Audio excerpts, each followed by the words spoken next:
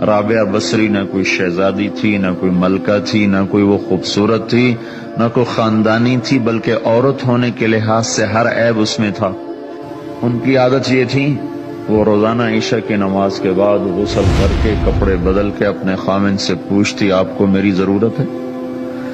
اگر وہ کہتے کوئی نہیں ہے تو پھر پوچھتی مجھے اجازت ہے؟ وہ کہتے اجازت ہے تو پھر مصلی پہ کھڑی ہو جاتی اور فجر کی نماز تک مصلی پر کھڑی رہتی تھی۔ ان کا خامن جلدی فوت ہو گیا، جوانی میں ہی بیوہ ہو گئی۔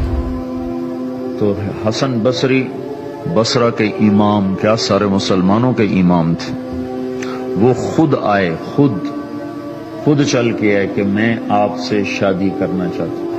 وہ کوئی شادی کا شوق نہیں تھا ان کو، وہ تو اولاد کے قابل نہیں، شکل صرف ان کی نیکی اور ان کا جو اللہ سے تعلق تھا، ان کو یہ لالچ ہوا کہ یہ میری بیوی ہو جائے تو اس کی طفیل شاید میری بخشش ہو جائے۔ تو ان کے پاس آئے، کہنے لگے رابعہ میں آپ سے شادی کرنا چاہتا ہوں، خود پیغام لے کر آئے۔ تو انہوں نے فرمایا میری 4 باتوں کا جواب دے دو تو میں شادی کر لیتا۔ کہنے لگے کیا؟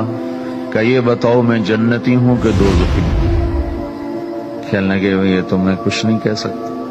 اچھا یہ بتاؤ جب اللہ تعالیٰ قیامت میں اعمال نامے اڑائے گا، کسی کے سیدھے ہاتھ میں آئے گا، کسی کو الٹے ہاتھ میں آئے گا، میرے سیدھے ہاتھ میں آئے گا تو الٹے ہاتھ میں آئے گا؟ کہنے لگے یہ بھی کچھ نہیں بتا سکتا۔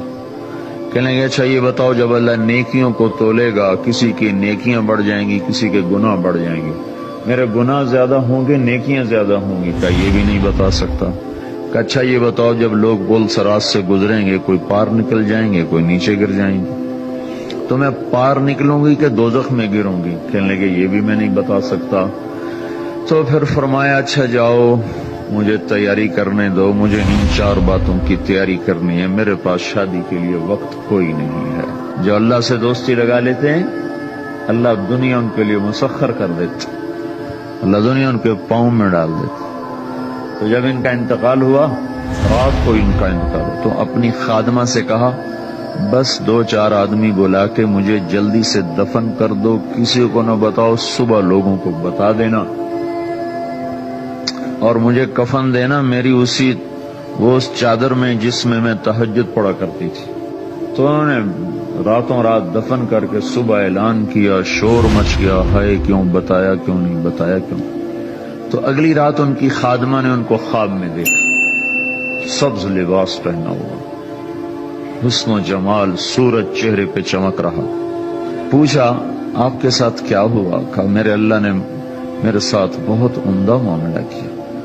کہا آپ کی وہ چادر کہاں گئی جس میں آپ کو کفن دیا تھا؟ کہا وہ اللہ تعالیٰ نے اتار لی ہے اور مجھے جنت کا جوڑا پہنایا ہے، اور اس چادر کو اللہ نے سنبھال کے رکھا ہے، جب قیامت کے دن میری نیکیوں کو اللہ تولے گا تو اس چادر کو بھی اس میں تولے گا۔ انہوں نے پوچھا منکر نکیر کا کیا ہوا؟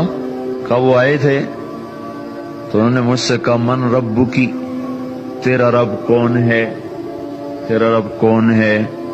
تو میں نے منکر نکیر سے کہا جس اللہ کو 40 سال نہیں بھلایا اس کو 4 ہاتھ زمین کے نیچے آ کر میں بھول جاؤں گی؟